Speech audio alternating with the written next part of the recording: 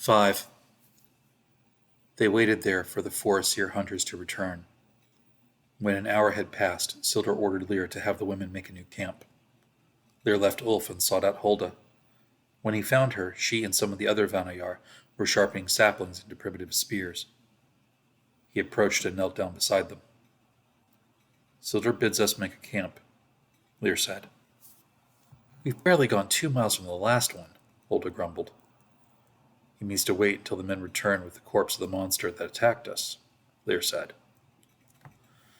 Hulda looked up from her work to her husband. She asked, "And do you believe they will return?" "No," Lear said. "Well, you aren't an imbecile," Hulda replied. "Those are not likely to be effective," said Lear. "We've nothing else," Hulda complained. Lear reached out and stopped her work by touching her wrist. To his surprise, she did not pull away. He said, "Make them shorter, about 3 feet long." "Shorter?" Hulda asked. "Have you ever hunted a mountain cat?" Lear asked her. "No," Hulda answered. Samaria is home to them. They are as big as a man and twice as wily. They like to spring from ambush, but can be coaxed to chase prey. A hunter, usually the fastest runner of a band, will tempt one to attack him. When it chases him, he leads it to a place he has prepared. He leaps over a pit with stakes hidden in it, stakes about 3 feet long, that are covered with a lattice of branches and leaves. The cat falls into the pit. Lear trailed off.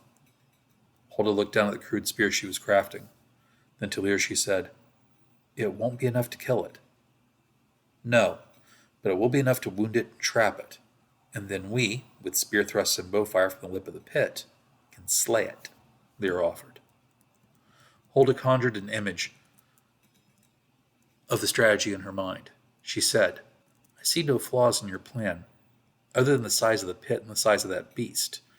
I don't think we can dig a pit deep enough tonight that it couldn't climb out of." Lear hadn't considered this, but his face became crestfallen. He looked down at his hands powerlessly and withdrew inside himself. Hulda thought to herself, "Gods, he acts like a beaten child.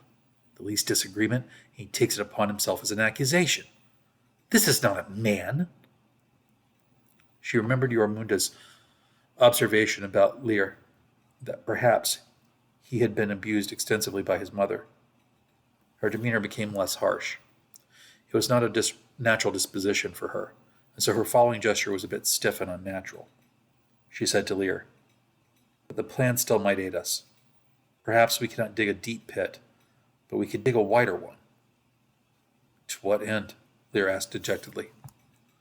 "With a wide enough area, it will be easier to tempt the beast to cross it, and increase the chances we pierce its feet with the stakes. Then, while it is limping," Hulda implied. "We attack it until it expires," Lear said, and nodded. "Now you just have to convince the Aesir to let us have weapons," said Hulda. "Crom and his devils," Lear swore. Lear approached Sildar roughly a half-hour later. The noon sun was shining without much cloud cover to block its rays, and the day was pleasantly warm. In this noon sunlight, Sildar stood in a strange pose. His fingers and arms were held in a pattern that, to Lear, looked like a jest. The Gothi hummed some arcane words. It was then that Lear realized that the Gothi was performing a religious rite of his people. Lear inwardly sighed. If Cimmerians could cease their bickering amongst the chieftains as to whom should lead, we could march north and break the will of these people to fight us. The fool thinks that the gods are going to answer his prayer because he stands in a contorted pose and makes strange sounds. A moment of self-chastisement gnawed at Lear, though, through his native Cimmerian distrust of the mystical. Who was he, who saw phantom goddesses that none else could see, had loved a woman that was a being of the elder times, and had seen Hutchkinnock call up the primordial god of animal life with strange sounds and signs, to mock the mummery of another man? He felt unsettled and foul from the presence of sorcery in his life. He wondered if he would ever look at the world in a sane way ever again. He waited for Sildar to notice him. "What is it?" Sildar eventually asked him. "When the beast returns, we need every able-bodied person to slay it. You need to give me and my kin weaponry," Lear told him. "No," Sildar replied. How many of your men must die before you see the wisdom of my request? Lear asked. I'm not giving your women spears. My men have more to fear from them than some dumb animal, no matter how misshapen and twisted it may be. We have the blessing of Tyr, the god of war and valor. We are the rightful sons of Ymir, god of winter and rage. We've not to fear, Sildar replied. Lear considered his master and changed his avenue of verbal attack. At least let us have spades and picks. To what end? Sildar asked. To dig a mountain cat pit, though of a different kind, shallow and wide, to tempt the beast to walk over it and have its feet impaled, said Lear. Sildar considered this. He looked back towards the direction of the men that were tarrying in their task. If they returned with the thing chasing them... Sildar replied, I see no harm in your plan, but where would you place the trap? We would find a place of the trail behind us that would be easy to defend, a place with only one approaching path, Lear offered. You want me to retreat? Sildar asked. But before Lear could answer, a scream went up from amongst the Vanayar. Sildar raced to see what was the cause of the commotion, but Lear was fleeter. The Cimmerian arrived well before his master, and Sildar had time to see the Cimmerian lope towards the woodline. The young man would have vanished into the woods in pursuit of someone or something that Sildar could not see, had not Hulda's loud rebuke stopped him. We need you here, she shouted, and her husband stopped in his tracks. He turned to her, and his frustration was able to be discerned clearly. Hulda beseeched him silently to obey her, and felt relieved when he did so. At the feet of the women, Sildar saw the thing that had caused the alarm. It was the head of Zahn. The skull lay on its side. His head was still inside of a helmet that was supposed to protect it. Sildar considered the helmet to have done its job, in a fashion. Zahn's head had been snapped off a few vertebrae lower than his neck. If we cannot pursue it, we should leave now, Lear growled. No, said Sildar, as he gazed at Zahn's skull. We are not leaving. Then what are we doing other than letting it kill us? Lear asked hotly. Remember your place, Sildar shouted. Watching the display, Hulda expected Lear to cower before the rage of the Aesir. Instead, he stood firmly and did not let his eyes look away. She thought to herself, so brave against the men, willing to face death against a monster, yet so timid with women. How am I to be a wife to a broken man? Sildar spoke. You're right, bondsman. We need to change tactics.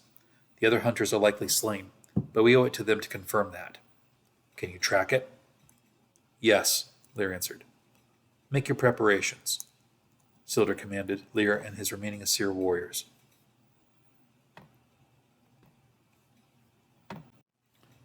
It was decided that Yvonne and Kare would remain behind, along with the convalescing Ulf.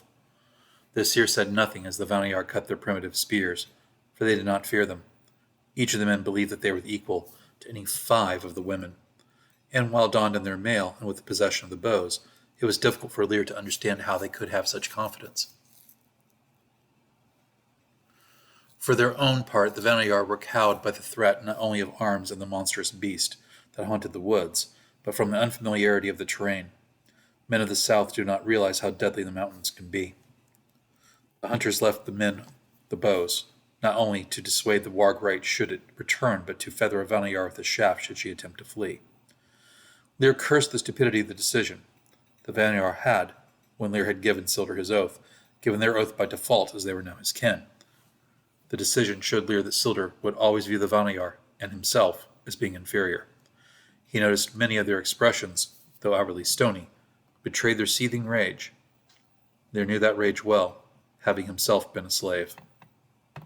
If I do not remind them of the fact we need these murderous bastards, the women might rise up against them and reduce our chances to slay this monster.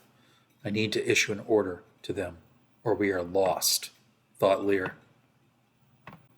He motioned for the women to gather around him. They formed a loose circle around him and waited for what he would say. He thought of how his uncle had trained him to speak in public and brought those skills to bear. Lear began. I know, believe me, I know what it is like to lose your home and all you loved. I know what it is like to be a slave. I was a slave to the Picts. I was a slave to them for nearly a year and had to witness what they did to others and endure what they did to me. I know the longing to plunge a knife into each of these men and twist it slowly, watching them plead for mercy they did not show us. I know it. Do any of you doubt me?" When none said anything to contradict him, he continued, "But we are threatened by a monster born of sorcery. We will need every able hand, even those of our enslavers, if we are to live through this night. The fools have already divided up their numbers, and I am not convinced that the second party will come back hale or whole in number. I ask you, I plead with you, do not seek your freedom and revenge until after we have slain this beast, if we even can." None of the Vaniyar wanted to be the first to speak. It came to no one's surprise that the first voice was Hulda's. With disdain, she asked Lear, "And when exactly will you do something about our enslavers? When we are chained up in a pen in their home fortress?" He had expected this accusation. He replied, "I have given Sildar my oath. By extension, none of you can harm him, or we are oath breakers. But as far as I know, none of you, nor I, have given him an oath not to slay his men. Right now, they believe that they need us all armed to a degree, which is why they are not taking away the spears. When we return from this hunt, they are likely to be hurt. If when we return and the monster is slain they are weak enough, we can simply slay his men.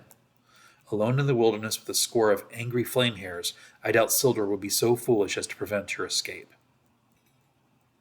The women nodded. Many regarded Lear a bit less coolly. "Won't even plotting this break your oath?" Hulda asked, still distrustful.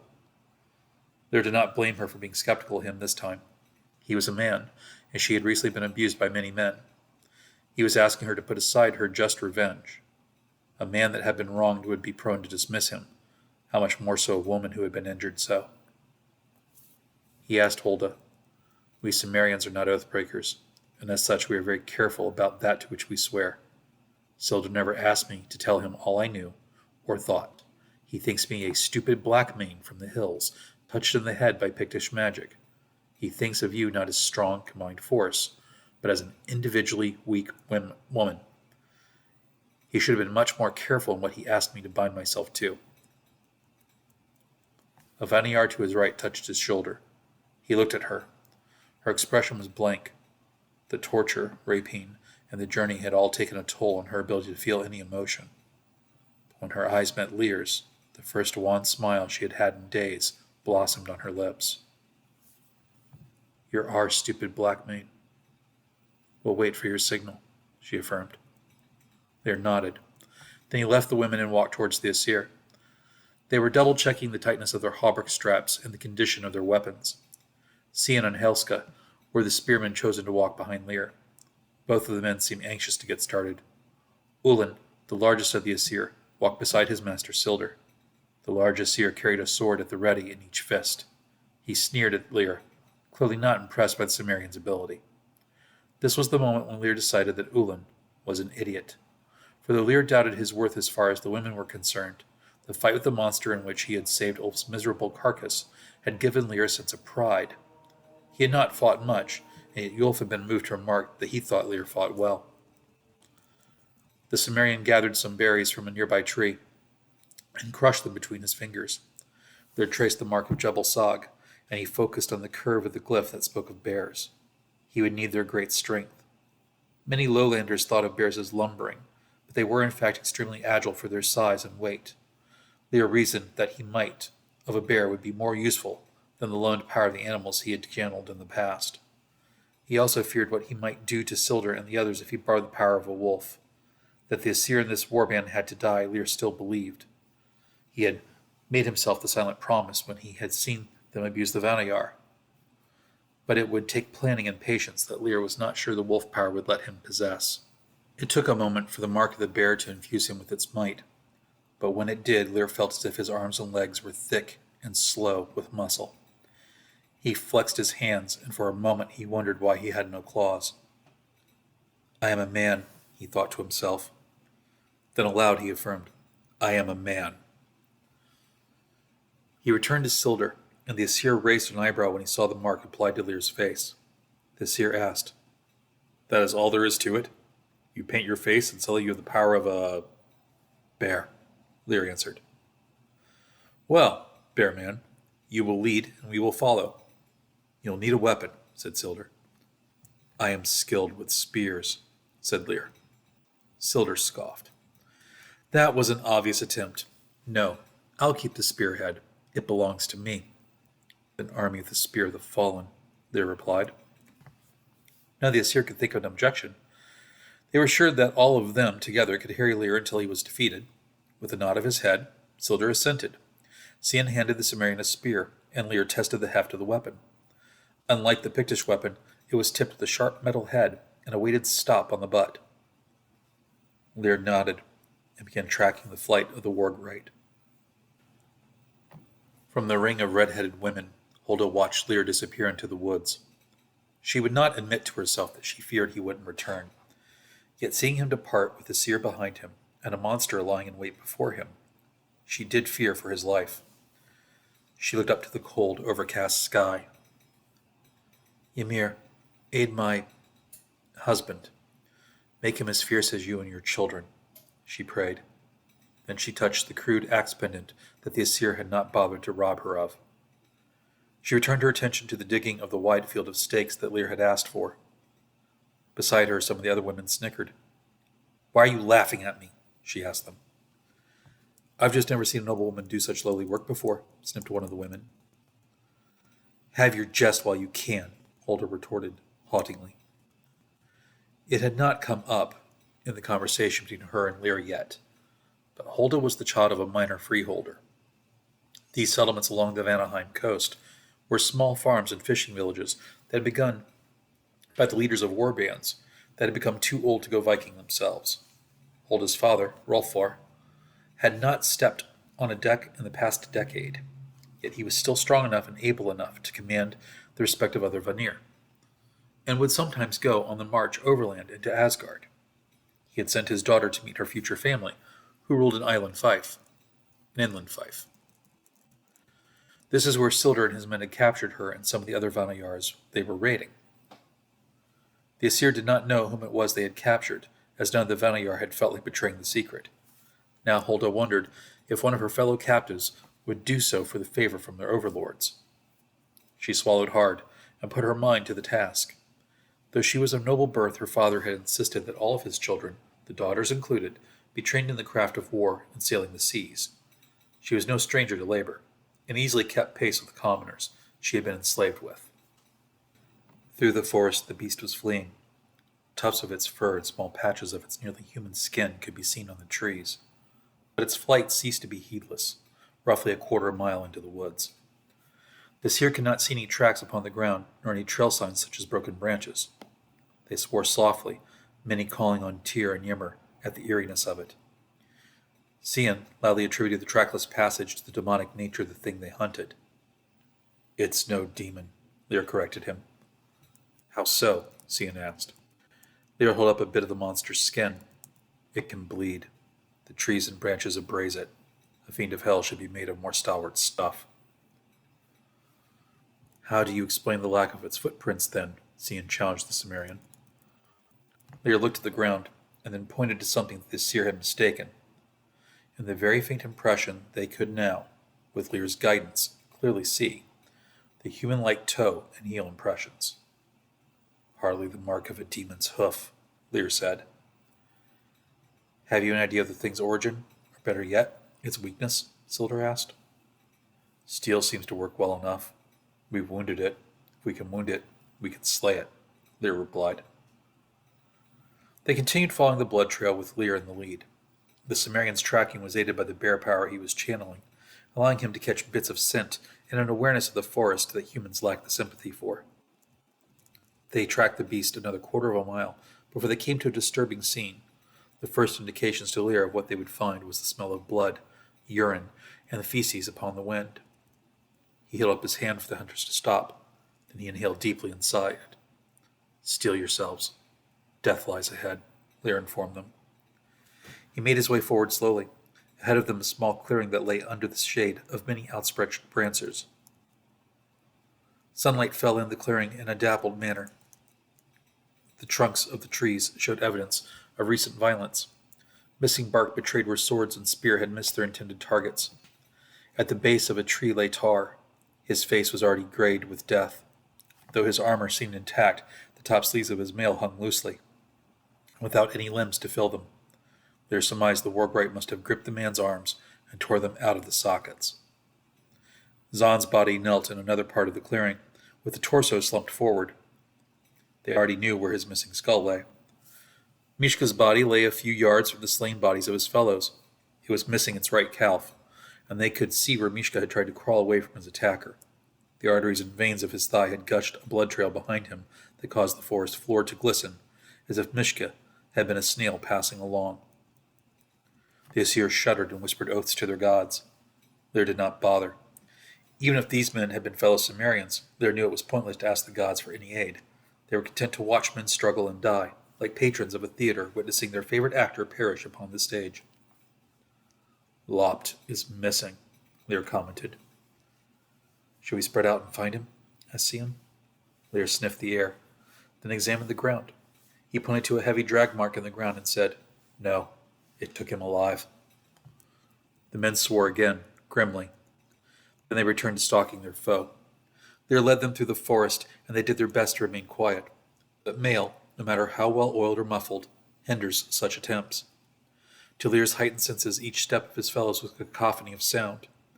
He wondered if it might not be better to leave them behind, but confident as he now was, he still doubted he could slay the beast alone. Another few hundred yards passed in their travel when Lear heard the sound. It was of a swift running trickle, smaller even than a creek of running water. He also heard a soft sobbing. He recognized the voice. He turned to the Aesir and motioned with his arms to be ready for violence. Then they all moved forward even more slowly. The sight that greeted them caused Sion to retch. In a small hidden knoll-side, a trickle of water fell over the opening of a shallow cave. Lashed to an X-frame post was Lopt, hanging upside down. He had been stripped of his armor and clothes. His legs showed evidence of having been partially eaten, and blood was running down his legs and chest. His groin had been severed, and the smell of cauterized flesh could be scented in the air by Lear. The man's face also showed signs of trauma, mostly lacerations. A fire smoldered beneath his head. He whimpered and cried, calling on Tyr to let him die. Still don't think it's a demon, Sion asked. Lear's eyes strayed to the cave, and familiar painted symbols, as well as the style of Lopt's torture, told Lear different. It's no demon. It's worse than that. This thing is, or was created, by Pix, Lear whispered. Aesir and Vanir had warred with one another since time immemorial. They could not blink at the loss of a life to an axe or a sword. Even torturer foes did not turn their stomach to an extent. But before them was evidence of the lengthy and devilish cruelties for which the Picts were infamous. Until this moment they had not feared dying. Now they feared becoming the plaything of the monster. It isn't here, said Ullin. It is here, said Lear, or nearby. Do you think it will double back to the camp? Sildar asked the Cimmerian. No. It wanted us to see Lopt. It wants us to be afraid. It will come for us. Tonight, Lear replied. Then let us arms our encampment as best we can, said Sildar. And someone slay Lopt.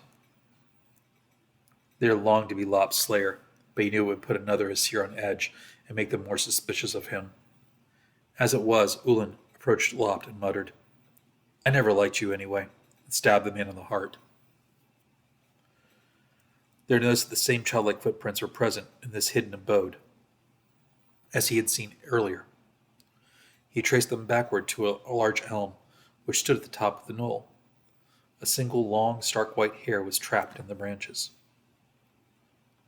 Lear's eyes went wide with recognition. He snatched the hair and sniffed it. It smelled of apples and loam. It smelled like Shyle. He thought about her, and with an effort of will he spoke in a whisper, and with the magic she had placed in him that she had called her voice. I am a friend, he said in the ancient Cimmerian dialect that Shyle had spoken. A high-pitched gasp escaped from behind the tree. Quietly, She poked her head around the corner. Her skin was a darker green than Giles had been, and her hair almost shone with its white color. Her large yellow eyes blinked in disbelief as they regarded Lear. She was much shorter than Lear, and he guessed that as young as Giles had appeared to him, that this Aoshi was even younger. "Are you a child?" he asked her. The diminutive she nodded her head.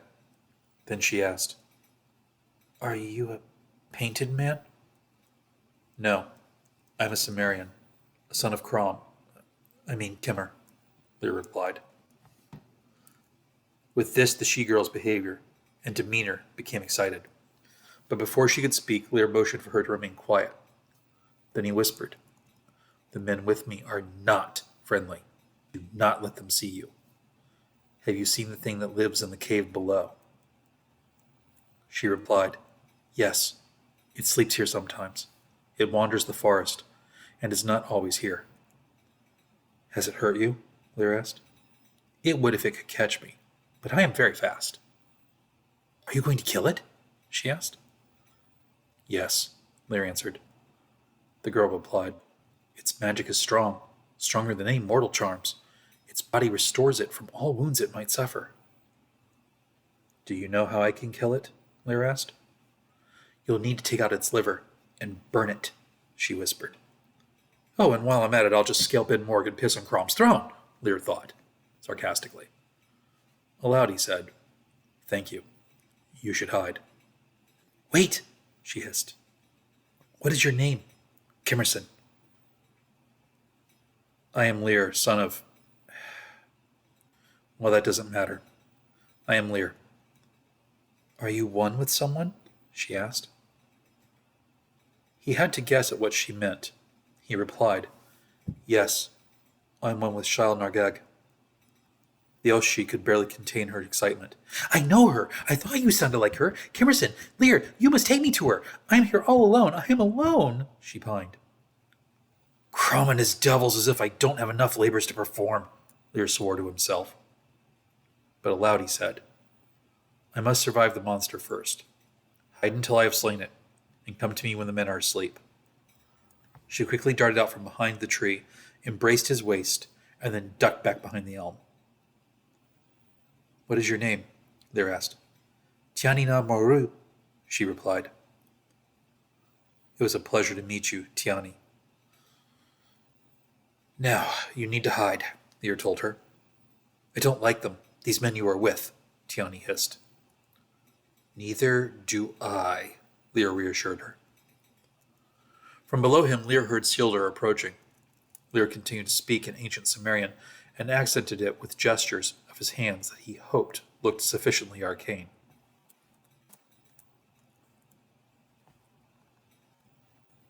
The Gothi, who believed in his own mummery, mistook the improvised display for the occult ritual that Lear hoped he would. "What have you discovered?" Isildur asked.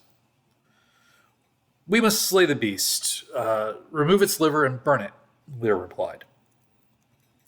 He left unsaid how he determined this, and let Isildur convince himself it had been by some eldritch means. "Oh, is that all?" Isildur asked. The Aesir then added bitterly, "While we're at it, we'll just scale Ymmer's mountain and piss in his mead, shall we?" Lear was taken by surprise that Isildur's reaction to the revelation was so like his own. He shrugged his shoulders and replied, "Crom laughs." "Well, tell him to direct his laughter at Cimmerians alone, and have a bit of courtesy for the sons of Tyr," Seer jested.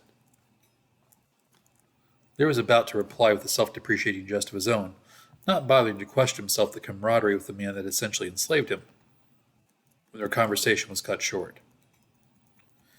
Helska and Cian had been working on digging a pit trap, while Lear had been speaking with Tiani. They had barely begun their work when suddenly Helska fell to the ground, the wargwite upon his back. The monster's fur was bloody, but it appeared completely hale. Lear realized that it must have been lurking in the trees, and by using some magic it had muffled the sound of its passage. The beast had crawled in the branches to an advantageous spot, and then pounced upon the unsuspecting Aesir. They were sure that Helska was, or shortly would be, dead. At his side, Cian lost his nerve, and he did not think to reach for his spear. Instead, he backpedaled as the monster raised its arms to finish off the Aesir beneath him. Before Lyra could act, Ullin had charged the monster. It stood atop Helska while fending off Ullin's attack. It moved, ever so slightly, causing the big man's sword swipe to miss. Then, with an alacrity that defied belief, it stabbed with its clawed hands as Ullin raised a sword to strike. The monster attacks landed first, and sank through mail and padding into the flesh beneath. The claws pierced the armpit, and Ullin screamed. The Wargreat then seized something inside of the joint and pulled backward as its other hand slammed forward. Ullin's left arm was torn from its socket. The blood and gore poured from the wound, and Cian fell to his feet at the display. He scampered backward like a crab as Ullin tried to stab the creature. The Wargreat batted aside the thrust, however, and then brought its unhindered claw across the face of its attacker. Ullin dropped his remaining sword and clutched his ruined face. One of his eyes had been sliced open, and he shrank from his foe. In that moment there was a gap, and Lear seized it. He put his weight and the great strength of the bear power into a spear cast. The Aesir war spear was not meant for flight, but the power of Lear's arm more than compensated for the lack of aerodynamics of the weapon. The heavy shaft flew through the air, and the steel head bit through the monster's chest. The cast had been angled downward, and the weapon penetrated deeply through the monster's chest and into one of its lungs.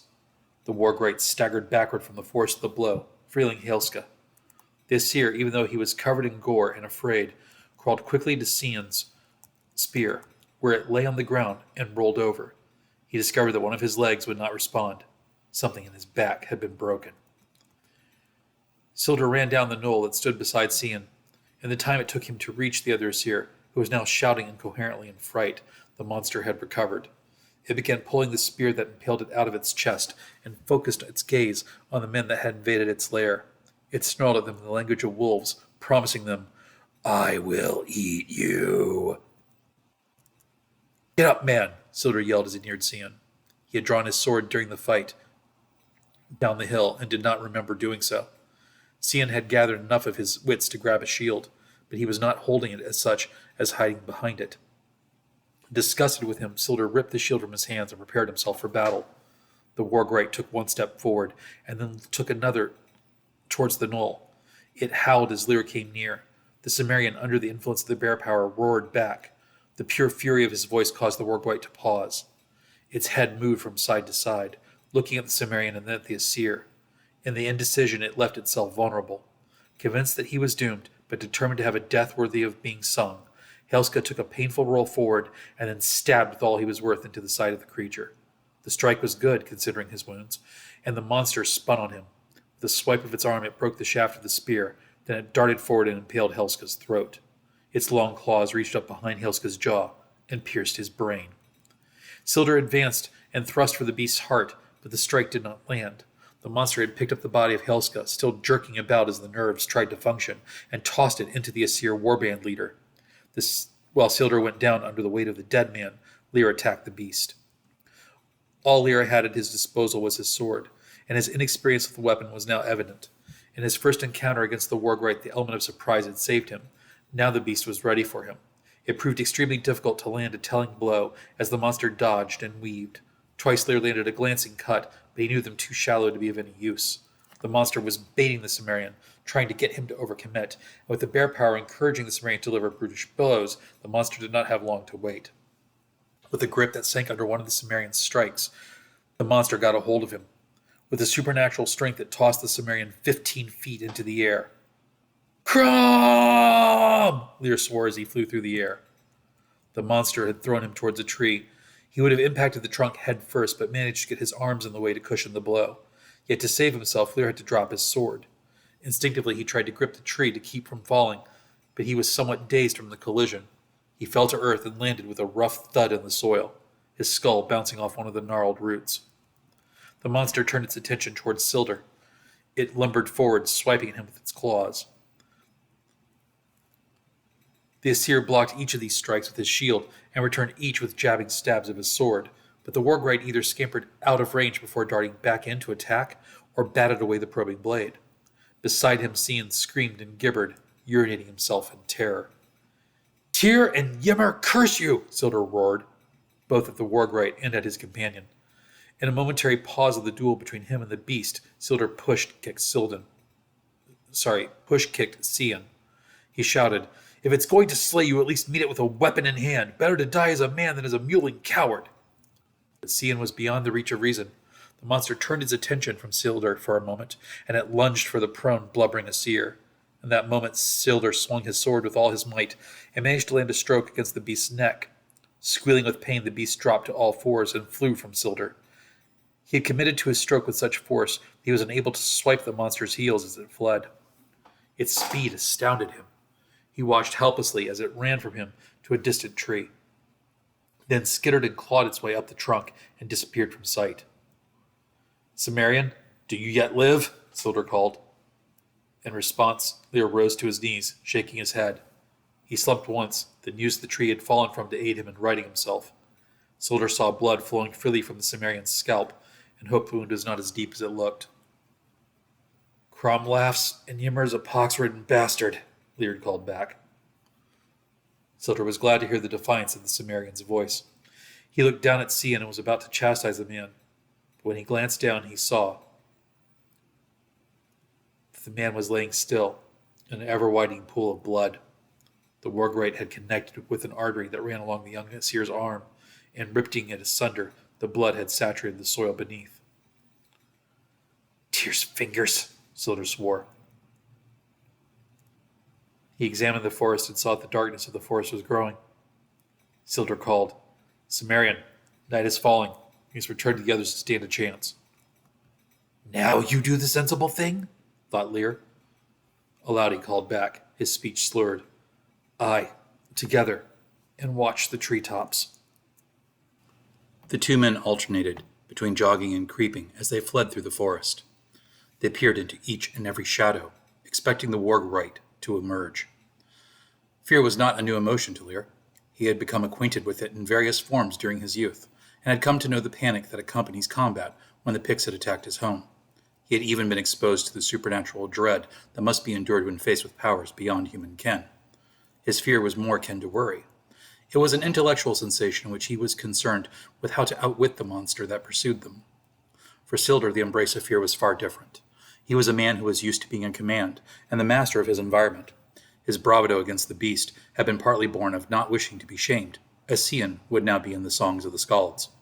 For him, the terror that now gripped him was visceral. It was to the credit of his culture's expectations that he entered the fray and fought, more than from any true bravery of his own. As they fled, Sildar could only send his foresight ahead for the next few moments, whereas Lyr was able to construct the best options that would allow them to prevail. He hoped the beast did not speak Nordheimer.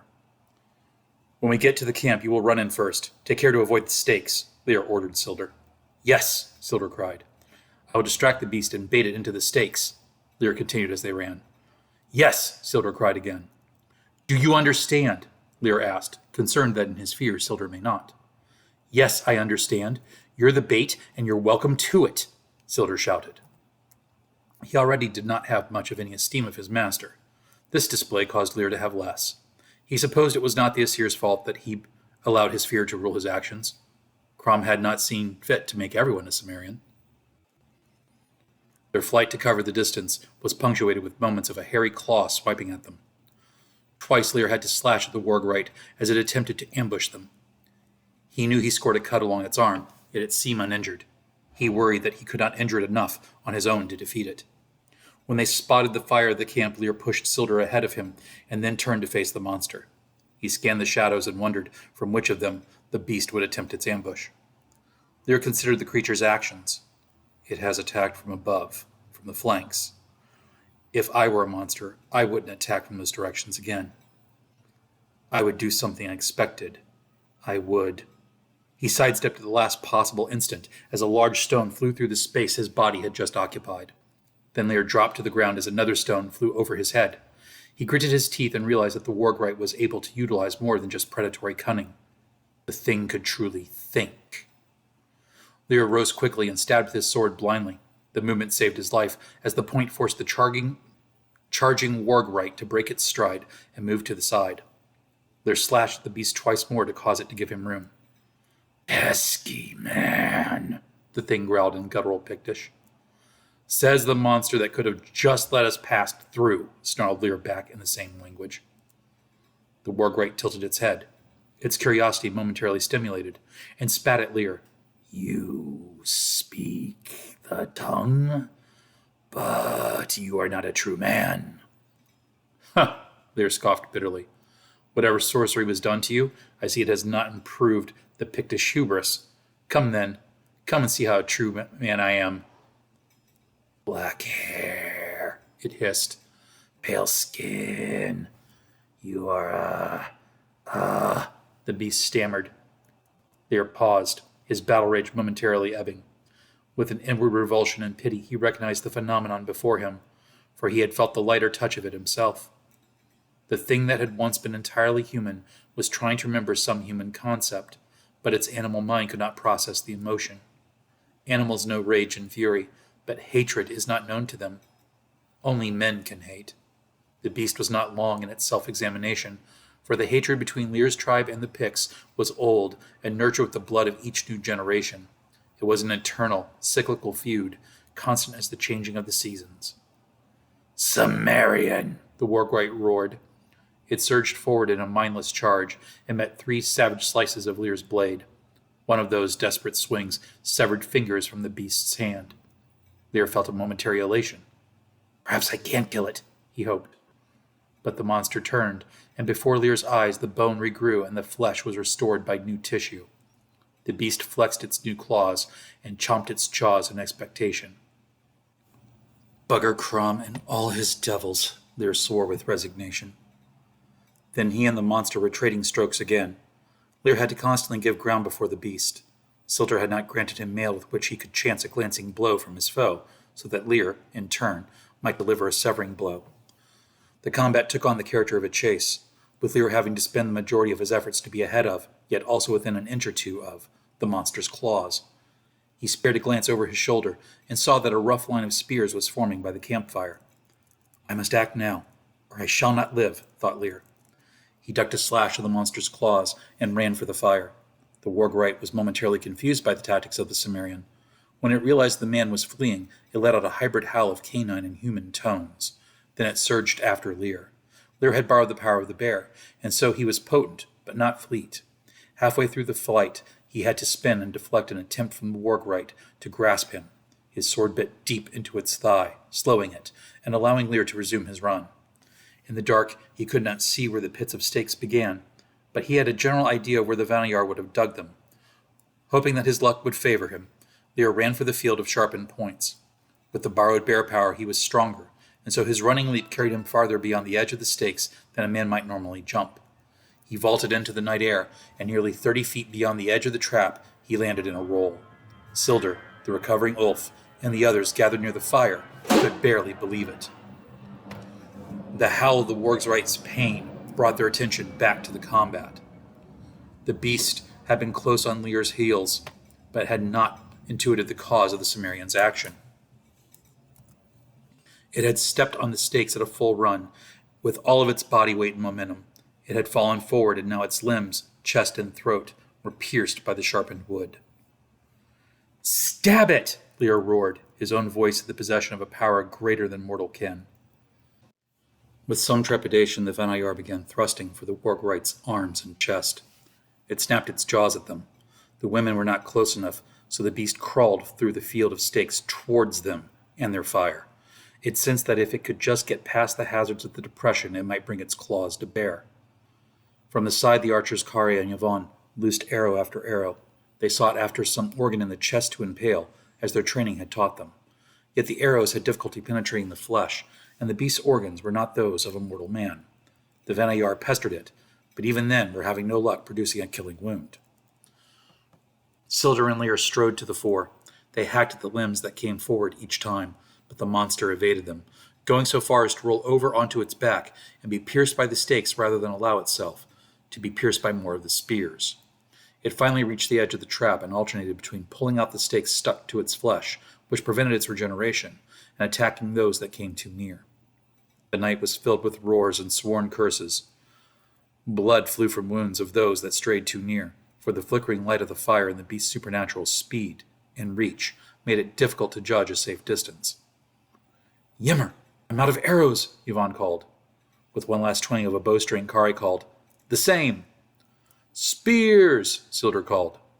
We have none, Lear shouted. Kare, Yvonne, to me, Sildar called. To the credit of the men, they obeyed, despite their terror.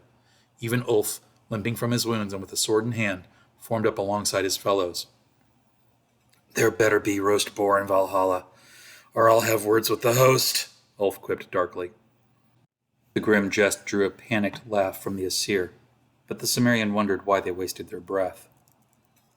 Charge! Sildar ordered. The men rushed in. Kari was the fastest. He swung for the beast's head, but it ducked, and using one of the stakes it had pried out of its own leg, it punctured his throat. The blow came from behind his chin, and the strength of it carried the wooden spike up through his skull, knocking his helmet to the ground. The beast then used the dead body to block the attack of Yvonne, and with a swift sweep of its leg, it knocked the Aesir to the ground. It tossed the body of Kari on top of the fallen Aesir to pin him. A Vaniyar woman darted in with a stab, but the beast grabbed her weapon and wrenched it from her hands. Somewhere, deep in its brain and muscle memory, its former life of being a Pict was buried. Now the skills of spearcraft were its to wield again. Sildar and Lear barely darted backwards in time to avoid the thrusting point of the wooden spear. In his mail, Sildar would normally have dared the bite of the inferior weapon, but with the monster's supernatural strength, he feared it would punch through his armor. Using the spear, the beast scratched wounds on a pair of Vaniyar that attempted to herd it back into the field of stakes. Then, just as Yvonne was free of Kare's body, the beast brought the spear point through his skull. The wooden weapon splintered apart, spattering the gray matter of Yvonne's skull all over the ground. The gory death caused the Vaniyar to retreat and scream. Ulf, ignored by the beast until now, was the next to die. The beast kicked with its foot and brought him to the ground as Ulf had been stepping in to strike it. Then the wargrite opened up Ulf's right thigh with an almost casual swipe of its hand. The claw tore its way through the arteries in the man's leg and flayed his flesh to the bone. Ulf dropped his weapon from his hand, trying to stop the flow of blood out of instinct. He did not live long, and his dying sight was of the Vaniyar attempting to flee or fight the beast. The discipline of the shield wall training all the Aesir underwent drove Sildar forward. He desperately hoped that Ulf was not as wounded as he appeared. Lear stepped forward with his master, but the beast had singled out the Cimmerian. It darted forward, and with a powerful punch, it threw him backward 10 steps and onto his back. This left the beast vulnerable for just a moment. Sildar struck again, as he had in the battle near the beast's cave. Tyr! He shouted as he struck with all of his might. The blade bit deep, but only into the beast's arm, for the monster, anticipating the strike, had sheltered its neck with its arm as a boxer might from a punch. With its free hand it gave a backhanded swipe, and Sildar barely got his shield raised into the path of the blow. Something in his arm gave way from the tremendous force, and he felt a bone snap inside his mailed sleeve. Worse, his shield dangled uselessly, the upper half of it shorn from the wooden frame. Sildar fell backward, his shock at the power of the thing causing him to despair. Gods, how are we to kill such a monster? He thought. The beast stood to its full height and let out a howl of triumph. Sildar saw that the Vaniyar were losing their commitment. Already their probing thrusts were becoming less frequent, as clearly they thought of flight, but it would do them little good. Sildar raised his good sword arm and cried, Fight, women! Fight, and I will grant you your freedom! The Vaniyar were not professional soldiers, but they had some skill with spear and shield. The rough line of spear points they erected would never have stood in a proper shield wall, but against the monster it was a hedge, enough to force him backward. Until now they'd been attacking piecemeal, but now they slowly advanced as one, jabbing and making small slashes. The monster managed to bat away a few of the thrusts, but one spear sneaked under its paws and struck home along the thigh of the beast. This was Holda's thrust. The monster roared in pain and focused on her, yet it could not get near her. With a slash of its arm, it knocked some of the jabbing spear points aside and surged forward to bite. A Vaniyar wailed as the monster bit off her hand. She staggered away from the spear line and tried to staunch the flow, but her blood gushed out. Soon she lay on the ground with the stillness of death. Another woman was torn open from her inner thigh up to her breast. Her guts and bowels fell onto the ground and caused the women beside her to scream with fright. The beast, its corrupted voice snickered. Women, flame-haired fools, to use women. Its revelry was cut short. Lear slammed into the wolf thing with all his body weight and strength. The bear power he had borrowed aided him, and he caused the beast to reel backward on its heels. Surprised by the impact, the beast regarded him with uncertainty. It swiped at Lear with one of its powerful arms, yet he did not falter. He stepped inside the thing's reach and accepted the hard buffet, and as he did so, his sword thrust. The monster howled in pain and disbelief, angered by the audacity of the man before it. The monster attempted to bite Lear, but its jaws snapped closed only on empty air. Then Lear raised the thing into the air and held it aloft. He roared in Nordheimer, "Strike now, women of the Van!" They did. Repeatedly they thrust, again and again, until such damage was done that the entrails of the beast fell to the earth.